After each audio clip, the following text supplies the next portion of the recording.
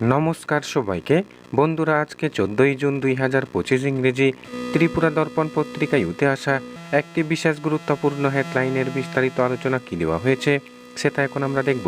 হেডলাইনটির নাম হলো দুর্ঘটনায় আহত 14 জন মোতাকর্মী।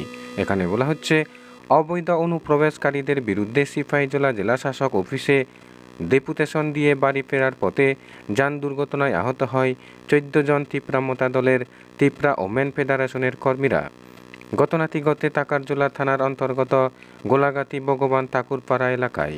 একটি টাটা এইচ গাড়ি করে দলীয় কর্মী সমর্থকরা বাড়ি যাবার পথে হঠাৎ করে নিয়ন্ত্রণ হারিয়ে গাড়ি উল্টে যায়। বিকট শব্দে এলাকাবাসী ঘটনাস্থলে ছুটে আসে এবং খবর দেয় টাকারজোলা দমকল বাহিনীকে।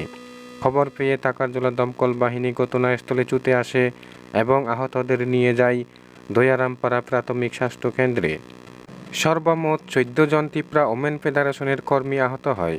আহতদের মধ্যে 6 জনের অবস্থা শোচনীয় হওয়ায় তাদেরকে রেফার করা হয় আগরতলা জিবি হাসপাতালে। খবর পেয়ে দলীয় নেতৃত্ব দয়ারামপাড়া হাসপাতালে ছুটে গিয়ে আহতদের সঙ্গে দেখা করে তাদের শারীরিক অবস্থার খোঁজ খবর নেন এবং চিকিৎসকের সঙ্গেও কথা বলেন। বন্ধুরা, খবর আপাতত এই পর্যন্ত। বন্ধুরা, ভিডিওটি ভালো লাগলে লাইক শেয়ার সাবস্ক্রাইব করে আমাদের সঙ্গে থাকুন। ধন্যবাদ সবাইকে ভিডিওটি দেখার জন্য।